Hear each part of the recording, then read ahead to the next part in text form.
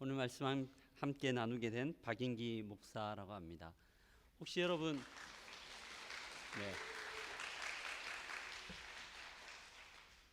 혹시 여러분 순간의 선택이 10년을 좌우한다라는 말을 들어보신 적 있습니까? 네, 저와 동시대를 같이 사셨는 것 같습니다. 예전 어릴 적 어떤 가전제품 회사에서 CF 광고할 때 했던 말이죠. 한번 가전제품을 구매하면 10년을 사용해야 되기 때문에 그만큼 선택이 중요하다는 의미에서 했던 CF 광고 카피 문구입니다. 우리가 인생을 살아가며 선택은 참 중요합니다. 한 번의 가전 선택함으로 10년을 좌우하는 것처럼 수많은 선택들을 어떻게 하는가에 따라 우리의 삶은 결정되기도 합니다. 그리고 수많은 선택들이 우리에게 주어집니다. 아침부터 한번 생각해 볼까요? 아침에 일어나서 우리는 어떤 옷을 입을 것인지 선택을 합니다.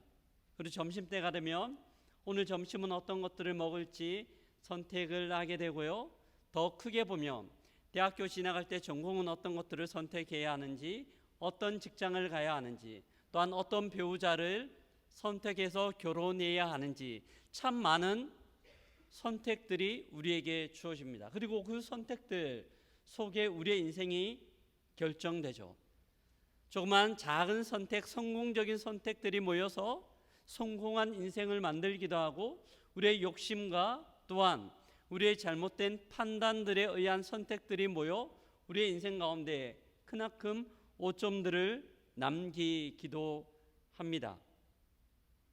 성공적인 선택을 위하여 사람들은 어떤 지인들을 찾아가 조언을 듣기도 하고 또 어떤 사람들은 점집을 찾아가서 무속인들의 말을 듣기도 합니다. 좋은 선택을 위하고 또한 실패하지 않는, 후회하지 않는 선택들을 위한 나름의 노력들이죠. 여러분들은 어떻습니까? 여러분들의 인생 가운데 성공적 선택을 많이 하는 편입니까? 아니면 선택하고 나서 후회를 많이 하는 편입니까? 다양하겠죠. 오늘 본문은 선택을 할 때 우리가 어떻게 선택해야 하는지 지혜를 줍니다. 오늘 본문을 통하여 성공적인 선택을 하는 방법들을 발견하고 또한 우리의 인생 가운데 귀한 지혜를 얻는 시간 되기를 주의 이름으로 기도합니다. 아멘. 본문의 주인공은 아브라함과 그의 조카 롯입니다.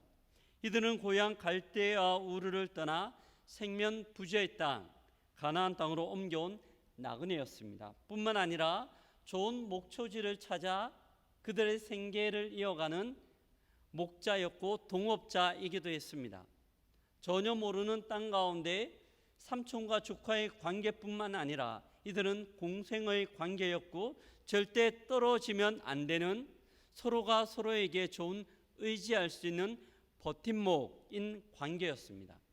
너무나 좋던 이들의 관계 가운데 조금의 금이 가기 시작합니다. 시간이 흐르고 이들이 기르고 있던 양과 소들이 많아지자 이들이 데리고 있던 종들 사이에 다툼이 일어나는 거죠. 더 좋은 목초지와 또한 더 좋은 물이 있는 것을 차지하기 위하여 다툼이 일어났습니다. 이전에는 함께하는 것이 유익이었지만 시간이 가면 갈수록 함께하는 것이 갈등의 요인이 되었던 것이죠. 이런 상황 가운데 삼촌 아브라함은 중대한 결단을 내리고 또한 조카 롯을 불러 함께 그 문제를 풀어갑니다. 그것이 오늘 우리가 읽었던 본문 8절과 9절인데요. 제가 한번 읽어드릴게요. 아브라함이 롯에게 이르되 우리는 한 친족이라 나나 너나 내 목자나 내 목자나 서로 다투게 하지 말자. 내 앞에 온 땅이 있지 아니하냐. 나를 떠나가라. 내가 좌하면 나는 우하고 내가 우하면 나는 좌하리라. 타지에서 서로 의지하는 것이 좋겠지만 서로를 위한 어쩔 수 없는 결정이었습니다. 그리고 이제 남은 것은 서로가 어떻게 떠나갈 건지 선택하는 중요한 선택만 남았습니다. 오늘 본문은 이들의 선택과 또한 이들의 선택 이후에 주어지는 삶의 모습에 대해서 우리에게 교훈하고 있습니다. 먼저 선택에 대한 롯의 모습을 한번 살펴볼까요? 롯은 삼촌의 양보로 인하여 먼저 자기가 선택할 수 있는 특권을 얻게 됩니다. 롯에게 있어서 이번 선택은 너무너무 중요했어요. 왜냐하면 이번 선택을 어떻게 하는가에 따라 그는 그의 삶에 한 번 더 점프할 수 있는 귀한 기회였기 때문입니다. 아마 참 많이 고민했을 겁니다. 많이 고민하고 주위 사람들의 의견을 묻기도 했겠죠. 그리고 중요한 선택을 합니다. 그 선택이 바로 요단 지역이었습니다. 왜 롯이 요단 지역을 선택했을까요?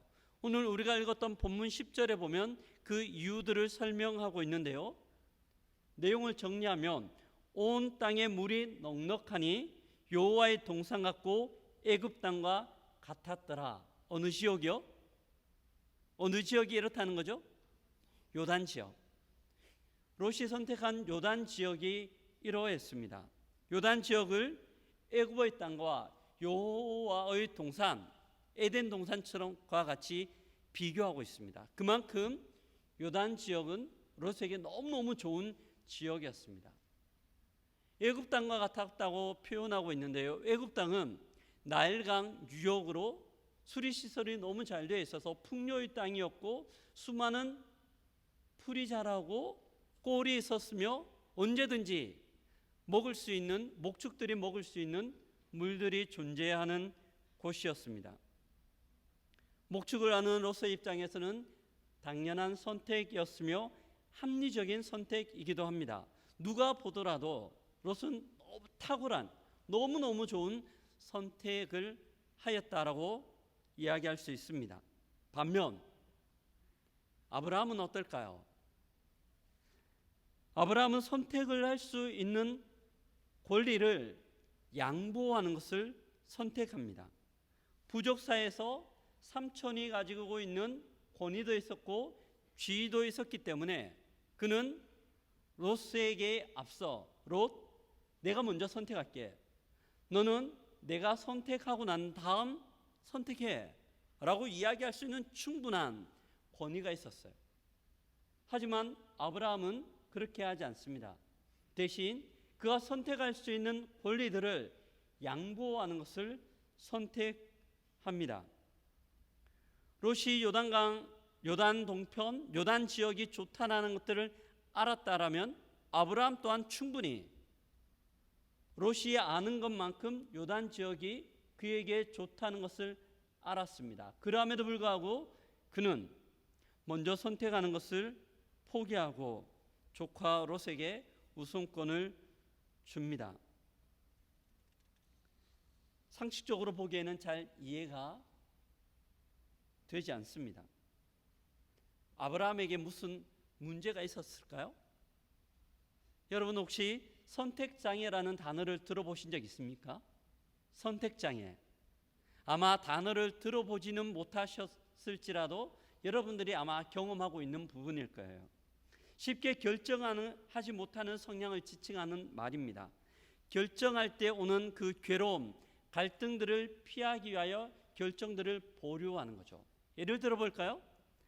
회사에서 점심때가 됩니다. 항상 고민이죠.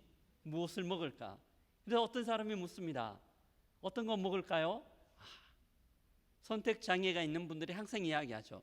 저는 아무거나 괜찮아요. 드시고 싶은 거 드시면 저도 같이 먹으러 갈게요. 이게 선택 장애입니다. 아브라함에게 이런 선택 장애가 있었을까요?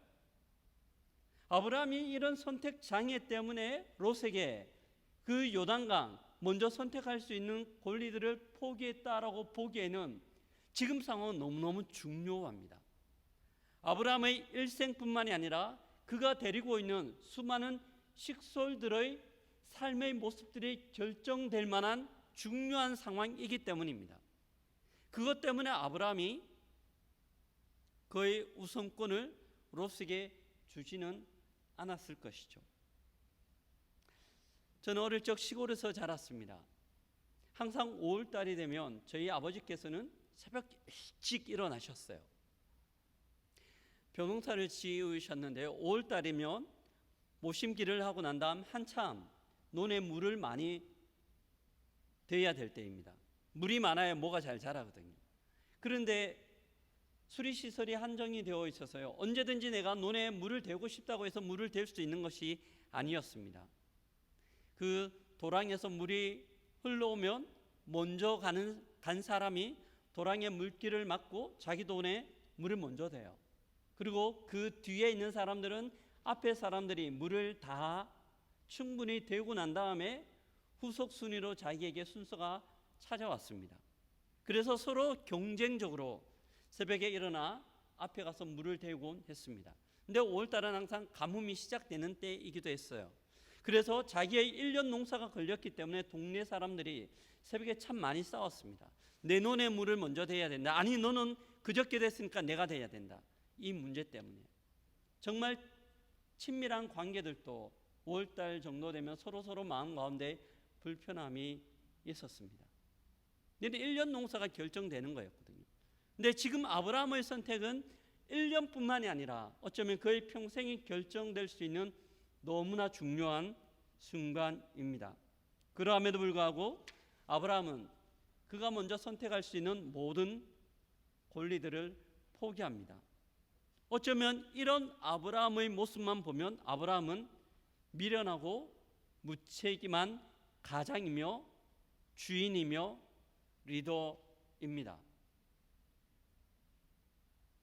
아브라함은 왜 이렇게 미련한 선택을 했을까요? 그가 먼저 많은 것들을 할 수 있음에도 불구하고 왜 조카 롯에게 먼저 선택할 수 있는 선택권을 양보했을까요? 본문을 보면서 상식적이지 않는 아브라함의 모습과 롯의 이기적인 모습들이 참 마음에 불편함이 있었습니다. 그리고 궁금했습니다. 왜 이렇게 했을까? 물론 우리는 성경을 묵상하며 아브라함이니까 라고 이야기할 수 있지만 그렇게 설명하기에는 뭔가 찝찝함이 있어요. 이런 고민들로 본문을 보다가 저는 한 단어들을 발견할 수 있었습니다. 한 단어를 발견했는데요. 그 단어는 본다라는 단어입니다. 본다. 우리는 항상 보면서 살아갑니다. 그리고 보는 것은 눈으로 어떤 것을 확인하는 것이며 수많은 정보들을 얻을 때 사용하는 수단이기도 합니다. 무엇을 보는가는 어떤 결정을 내리는가에 너무너무 중대한 영향력을 미칩니다. 오늘 본문도 마찬가지예요. 롯과 아브람도 각각 자기가 보는 것을 따라 결정을 하죠. 롯의 경우를 한번 볼까요? 본문 10절인데요. 10절 같이 한번 자막 띄워주시면 읽도록 하겠습니다. 본문 10절입니다. 같이 읽겠습니다. 이에 롯이 눈을 들어 요단 지역을 바라본즉 소알까지 온 땅에 물이 넉넉하니 여호와께서 소돔과 고모라를 멸하시기 전이었으므로 여호와의 동산 같고 애굽 땅과 같았더라. 아멘. 이에 아브라함이 롯에게 선택권을 주었을 때 이에 롯이 눈을 들어 요단 지역을 바라본즉 그에게 선택권이 주어졌을 때 롯은 그의 눈을 들었습니다. 고개를 들고 전체를 한번 보는 거예요. 눈을 들어 바라본즉 볼 때 그의 눈에 들어왔던 것이 있죠. 저 멀리 요단 지역 물이 풍부하고 그래서 푸른 초장이 펼쳐진 요단 지역이 그의 눈에 들어왔습니다. 그의 눈에 들어온 요단 지역의 풍요로움은 뿌리칠 수 없는 유혹입니다. 혹시 삼촌이 먼저 이것을 선택하면 어떻게 하나라는 조바심과 긴장감 때문에 바로 삼촌에게 삼촌 저시여 저 요단 지역을 제가 가겠습니다 라고 선택합니다. 롯은 그의 눈을 들어 그에게 보이는 물이 풍부하고 푸른 초장이 있는 요단을 선택했습니다. 너무 상식적이죠. 그리고 뒤이어 아브라함의 선택이 나옵니다. 14절인데요. 같이 한번 읽어보겠습니다. 14절입니다. 롯이 아브라함을 떠난 후에 여호와께서 아브라함에게 이르시되 너는 눈을 들어 너 있는 곳에서 북쪽과 남쪽 그리고 동쪽과 서쪽을 바라보라. 아멘. 이제 아브라함의 선택이 남았어요. 이때 하나님께서 아브라함에게 말씀합니다. 아브라함, 눈을 들어서 너 서 있는 곳에서 남쪽과 북쪽, 동쪽과 서쪽을 바라보아라 라고 말씀합니다. 롯과는 조금 결이 다르죠. 롯은 그의 선택의 순간에 스스로 그의 고개를 들고 그가 볼 수 있는 많은 것들을 보았고 그 정보에 의해서 결정을 합니다. 하지만 아브라함은 그가 볼 수 있는 선택권을 포기하고 난 이후 하나님이 그의 고개를 들게 하시고 하나님이 보게 하시는 것들을 쫓아 동쪽과 남쪽, 북쪽과 서쪽을 보며 하나님이 보여주시는 것들을 따라 선택하는 것을 우리는 본문을 통해 알 수 있습니다. 자기 스스로 결정하는 것들을 포기할 때 대신 하나님이 선택하시고 하나님이 보여주시는 것들이 비로소 그의 눈에 보이는 거죠. 이런 아브라함의 결단과 아브라함의 모습에 대하여 히브리서 기자는 한마디로 표현하는데요. 믿음이라고 아브라함의 모습, 아브라함의 행동의 근거들을 표현합니다. 히브리서 기자는 믿음은 바라는 것들의 실상이요 보지 못하는 것들의 증거라고 표현하며 또한 아브라함의 믿음에 대하여 8절에서 히브리서 8절에서 이렇게 말씀합니다. 히브리서 11장 8절에서 믿음으로 아브라함은 부르심을 받았을 때 순종하여 장래 유업으로 받을 땅에 나아갈새 갈 바를 알지 못하고 나아갔으며 아브라함은 그가 어디로 가야 하는지 알지 못하였지만 믿음으로 하나님이 그의 인생을 이끌어 가신다는 확신들을 가지고 익숙하였던 본토 아비집 고향을 떠났습니다. 뿐만 아니라 믿음으로 그는 먼저 선택할 수 있는 특권이 있었음에도 불구하고 그것을 포기하고 하나님이 보여주시는 곳, 하나님이 고개를 들게 하시는 그곳을 바라보고 있습니다. 아브라함은 어느 것을 선택하든 그의 삶을 인도하시는 것이 하나님에 대한 그의 믿음이었죠. 아브라함에게는 눈에 보이는 정보를 종합하여 선택하는 풍요로운 땅도 중요했지만 하나님이 더 중요했습니다. 물이 넉넉하고 많은 풀들이 있지만 하나님이 계시지 않는다라면 그것은 그의 삶 가운데 좋은 선택지가 아니었습니다. 반면 그곳이 광야이고 그곳에 물이 없고 그곳에 푸른 초장이 없다 하더라도 하나님이 그곳에 함께 하신다면 그것은 그에게 부요하고 풍요로운 땅인 줄 믿습니다. 이 믿음을 따라 아브라함은 선택하였습니다. 아브라함은 눈을 들어 요단을 볼 수 있었지만 의도적으로 눈에 보이는 것들에 대하여 그의 눈을 감습니다. 대신 보이는 세상의 것들의 눈을 감을 때 비로소 하나님께서 그의 고개를 들게 하시고 그의 눈 가운데 하나님이 원하시는 것들을 보여주셨습니다. 그리고 과감하게 선택합니다. 아브라함에게는 이 믿음이 있었고 믿음의 눈으로 더 좋은 것을 보고 있는 것입니다. 이렇게 하나님께 초점을 맞춘 아브라함의 삶이 그대로 표현된 것이 오늘 우리가 읽지는 않았지만 4절 말씀에 나오는데요. 4절 같이 한번 읽어볼까요? 4절 말씀입니다. 같이 읽습니다. 그가 처음으로 제단을 쌓은 곳이라 그가 거기서 여호와의 이름을 불렀더라. 아멘. 13장 4절에 나오는 거예요. 아브라함은 믿음으로 하나님을 쫓아 삶을 이동하였고 그리고 하나님이 있는 그곳에서 하나님의 이름을 불렀다라고 표현하고 있습니다. 하나님의 이름을 불렀습니다. 인도하시는 하나님의 이름을 부른 것이죠. 여호와의 이름, 우리가 흔히 이야기하는 아버지입니다. 아버지. 우리가 신앙생활을 하며 아버지라는 것들을 참 많이 부르죠. 여러분 아시나요? 아버지라는 이 단어 안에 참 많은 의미가 담겨 있다는 것을요. 제가 설교를 준비하다가 이런 예가 뭐가 있을까 생각해 봤는데요.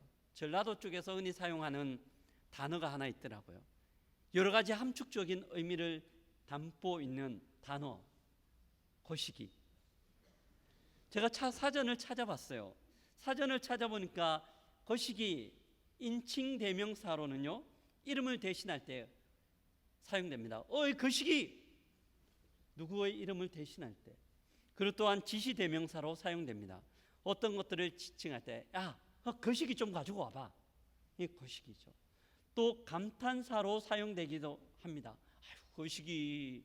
이렇게 거시기라는 한 단어이지만 함축적인 의미, 여러 가지 다양한 의미로 사용됩니다.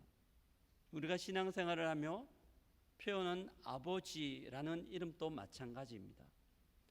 우리가 기쁠 때도 아버지의 이름을 부르고, 슬플 때에도 아버지의 이름을 부르고, 답답할 때에도 아버지의 이름을 부르며, 감사할 때도 아버지의 이름을 부르고, 절박할 때도 아버지의 이름을 부르는 것이죠. 아브라함은 그러했습니다. 아브라함은 믿음으로 아버지의 이름을 불렀습니다. 여호와의 이름을 부르고 아버지의 이름을 불렀죠. 우리가 보통 언제 아버지의 이름을 많이 부릅니까?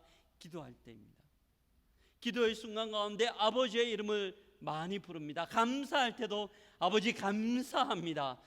힘들 때도 아버지 너무 힘듭니다. 간절할 때도 아버지의 이름을 부릅니다.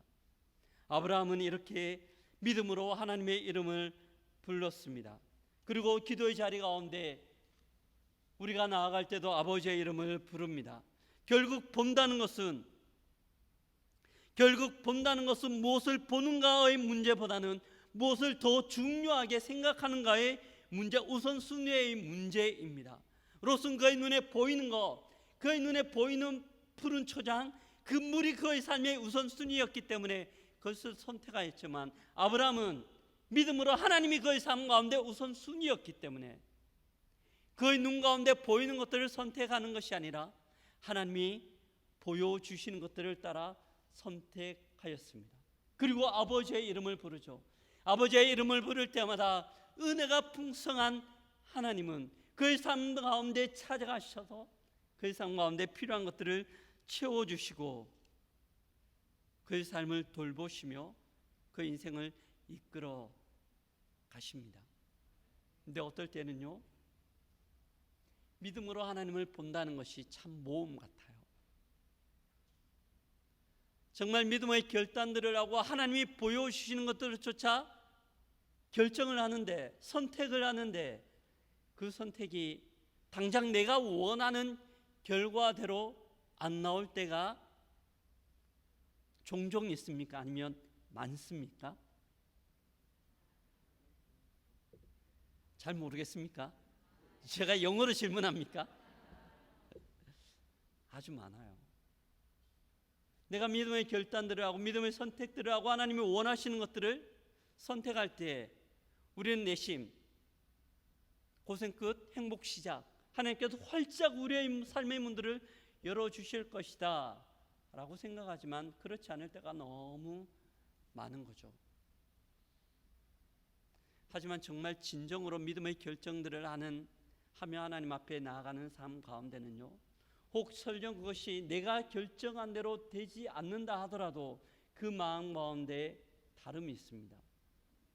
그 다름들에 대하여 고린도 전서 6장에서는 이렇게 표현합니다. 9절과 10절인데요 그들의 삶의 모습이에요. 같이 한번 읽어보겠습니다.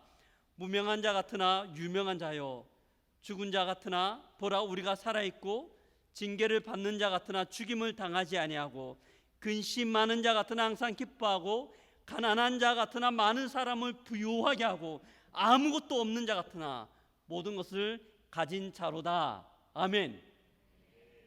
믿음의 선택을 하며 나아갈 때 그 삶 가운데 나타나는 삶의 모습입니다. 설령 우리가 결정하고 우리가 선택한 것들에 대하여 우리가 기대하는 미래가 보장되지 않고 그렇게 결정되지 않는다 하더라도 그의 삶 가운데 그가 부르는 주의 이름으로 말미암아 그가 부르는 아버지께서 그의 삶 가운데 있음으로 인하여 이런 삶의 모습들이 있는 거죠.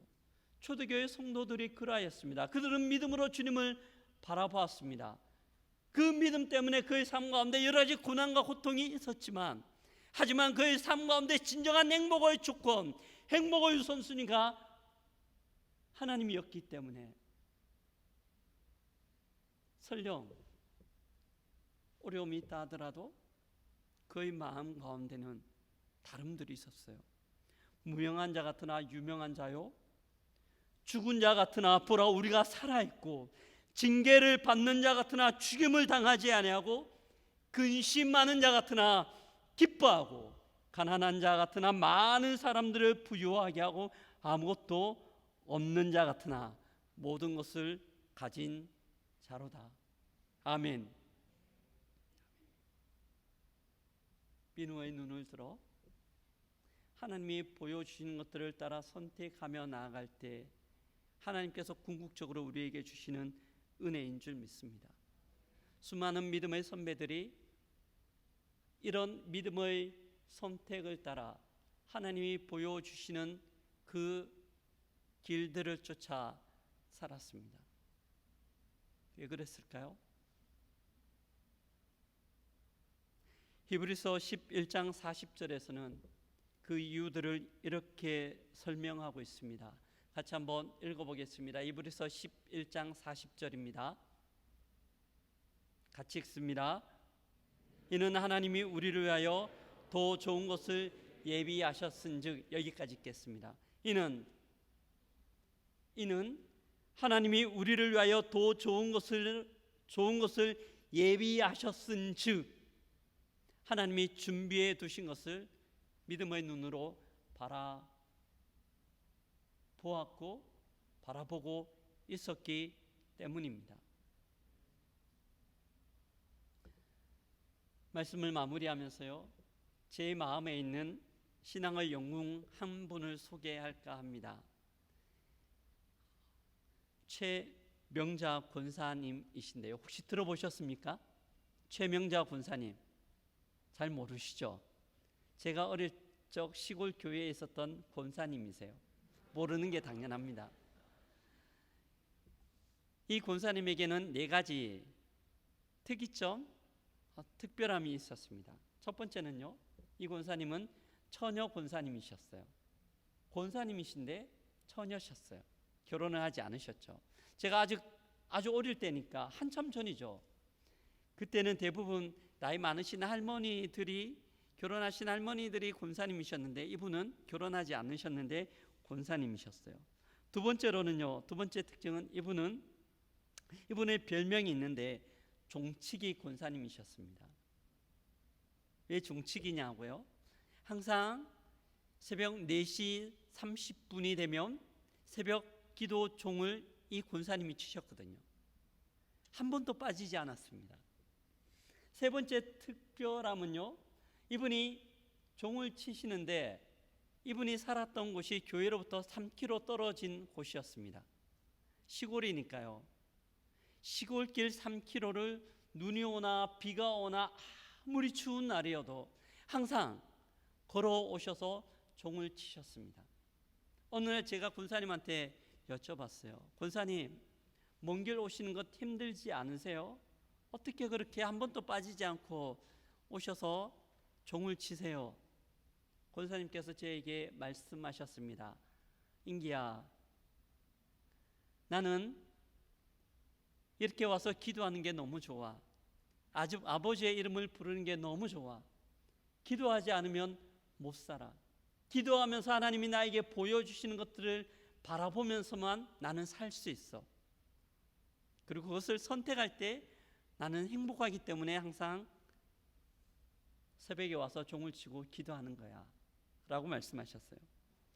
마지막 네 번째 이 권사님의 특징은요, 시각장애인이셨습니다.